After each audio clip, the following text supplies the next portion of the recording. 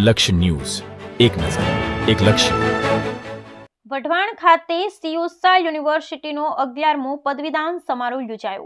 ગુજરાત સમગ્ર વિશ્વમાં શિક્ષિત સમાજ તરીકે ઉભરી આવી છે. એક ભારત શ્રેષ્ઠ ભારતના નિર્માણમાં સહભાગી થવા વિદ્યાર્થીઓને અનુરોધ કરતા નાયબ મુખ્ય દંડક જગદીશ મકવાણા. આજના પદવીદાન સમારોહમાં 478 વિદ્યાર્થીઓને પદવી એનાયત કરવામાં આવી. દેશ યુવાઓ પાસેથી ઘણી અપેક્ષા રાખી રહ્યો છે. આ અપેક્ષાઓને પૂર્ણ કરવા અને એક ભારત શ્રેષ્ઠ ભારતના નિર્માણમાં સહભાગી થવા વિદ્યાર્થીઓને કર્યો અનુરોધ. આ પદવીદાન સમારંભમાં અધ્યક્ષસ્થાને જાણીતા ગુજરાતી કવિ અને ગઝલકાર તેમજ વ્યવસાયી તબીબ એવા ડોક્ટર રઈશ મણિયાર ઉપસ્થિત રહ્યા. સીયુસા યુનિવર્સિટી વઢવાણનો 11મો પદવીદાન સમારંભ જાણીતા ગુજરાતી કવિ અને ગઝલકાર તેમજ વ્યવસાયી તબીબી એવા ડોક્ટર રઈશ મણિયારના અધ્યક્ષસ્થાને યોજાયો હતો.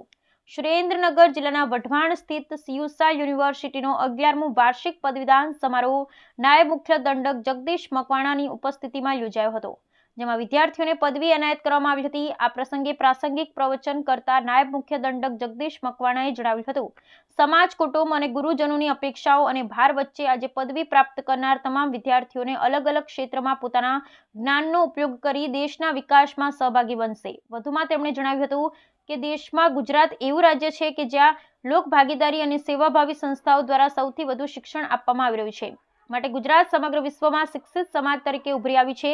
વધુમાં તેમણે કહ્યું કે આજે ગુજરાતમાં ક્વોલિફાઈડ શિક્ષકો સાથે અને માળખાકીય સુવિધાઓથી સજ્જ શાળાઓ જોવા મળી રહી છે. શિક્ષણ ક્ષેત્રે ગુજરાતે હરણફાળ ભરી છે અને દેશમાં રાજ્યનું નામ રોશન કર્યું છે.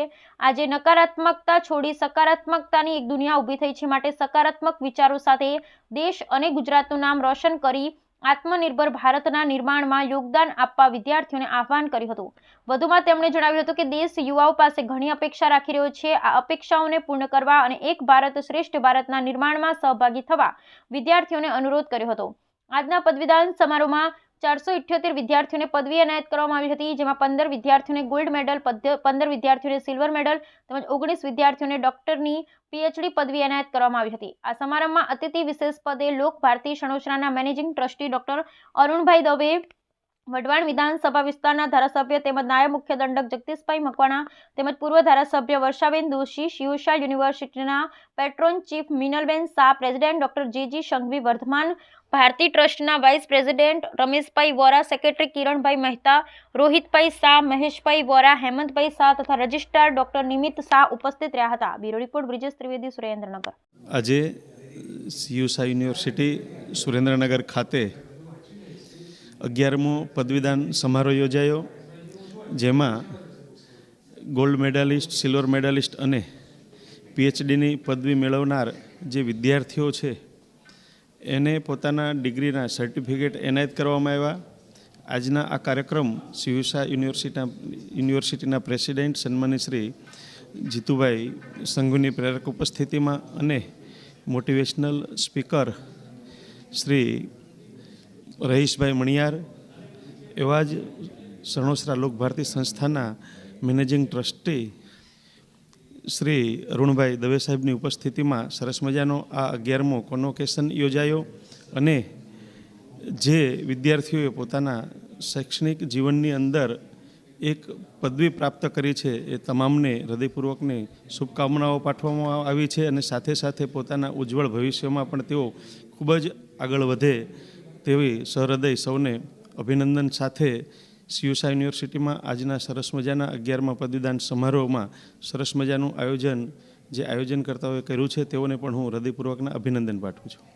નમસ્કાર મિત્રો, આજે હું સુરેન્દ્રનગરની ધરતી પર આવ્યો છું ને અહીંયા એક શિક્ષણનો સ્ત્રોત, શિક્ષણની ગંગોત્રી જ્યાંથી વહે છે એવા શ્રી સીયુસા સાહેબના નામ સાથે જોડાયેલી યુનિવર્સિટી જે 30મી જાન્યુઆરીએ આપણી વચ્ચેથી વિદાય થયા થોડા વર્ષ પહેલાં, પરંતુ એમની સ્મૃતિમાં દર વર્ષે આ દિવસે પદવીદાન સમારોહ યોજાય છે અને આજે લગભગ 400 કે 500 જેટલા વિદ્યાર્થીઓને આપણે દીક્ષિત કર્યા, ડિગ્રી આપી અને એમને સમાજની સેવામાં તરતા મૂકે એમ કહી શકાય એવા શુભ પ્રસંગમાં એક વક્તા તરીકે આવવાની મને તક મળી એનો આનંદ છે. અને ખાસ કરીને આ ટ્રસ્ટની જે એક્ટિવિટી છે, આ ટ્રસ્ટનું જે કામ છે એ મેં અહીંયા જોયું અને ખૂબ પ્રભાવિત થયો. 2 જ પંક્તિ એમના માટે કહીશ: હયાત લેકે ચલો, કાયનાત લેકે ચલો, ચલો તો સારે જમાને કો સાથ લેકે ચલો.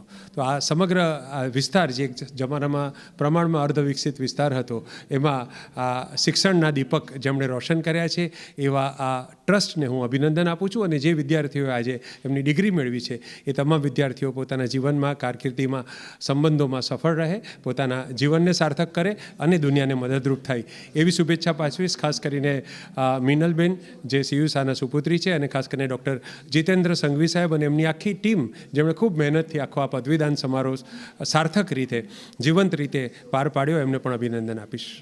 મારું નામ શિવાંગી દવે. મારો પીએચડીનો વિષય અંગ્રેજી ઉપર છે. મેં comparative study of selected female characters of Shakespeare and classical Sanskrit ઉપર કરેલું છે, જેની અંદર મેં શેક્સપિયરના નાટકોમાંથી પસંદ કરેલી મહિલા પાત્રોને અને સંસ્કૃત નાટકોમાંથી પસંદ કરેલા મહિલા પાત્રોની જે વિશેષતાઓ રહેલી છે અને વિશેષતાઓ જે સમયે કયા પરિસ્થિતિના આધારે હતી અને કયા પરિસ્થિતિએ તેમને એટલા મજબૂત બનાવેલા, અને એ પરિસ્થિતિઓ જો આજે પણ એટલી જ સબળ રીતે આજના સમયમાં દેખાતી હોય તો સ્ત્રી એમાં એ અનુભવો ઉપરથી કઈ રીતે અત્યારે ટકી શકે એ ઉપર કરેલો છે. આ રિસર્ચનો ફ્યુચરની આ એક્સપેરિમેન્ટના ઉપર ખાસી એવી પ્રભાવિતતા પાડી શકે એમ છે. જે લોકો મહિલા સશક્તિકરણની વાતો કરે છે, એ સશક્તિકરણ આપણા ભારતમાં પહેલેથી જ હતું એ જાણવા માટે અને સમજવા માટે મારું રિસર્ચ ઉપયોગી છે. અને એક મહિલા હોવાને નાતે તે મેં આ રિસર્ચને પ્રાધાન્યતા આપી હતી, જેથી કરીને આવનારી પેઢીની અંદર એ તે ખ્યાલ આવે કે પ્રાચીન ભારતની અંદર, વૈદિક સમયની અંદર આપણી મહિલાઓ કેટલી સશક્ત હતી. આ અભ્યાસક્રમ સંપૂર્ણપણે મેં સીયુષા યુનિવર્સિટીના RDIC સેન્ટરમાં કરેલો છે. અને મને યુનિવર્સિટીએ સતત માર્ગદર્શન પૂરું પાડ્યું છે, સતત સપોર્ટ પૂરો પાડ્યો છે. હું ક્યાંય પણ અટકી છું તો યુનિવર્સિટીએ મને હંમેશા સાથ આપ્યો છે, અને I am very thankful to CU Shah university. મારું નામ શાહ પ્રતિક વસંતભાઈ છે. મેં આજે પીએચડીની ડિગ્રી મેથેમેટિક્સમાં લીધી છે. અને આવતા વર્ષોમાં અત્યારે જે સૌથી મોટો પ્રશ્ન છે કે education is the most important thing. ખાસ કરીને આ વખતે હવે જે NEP થઈ છે તો એવા ટાઈમે હું એક જ સંદેશો આપીશ બધાને કે દરેકે સારા એવો એજ્યુકેશન અને આવી સારી યુનિવર્સિટીમાંથી સારું એવું એજ્યુકેશન મેળવીને આગળ વધવું જોઈએ.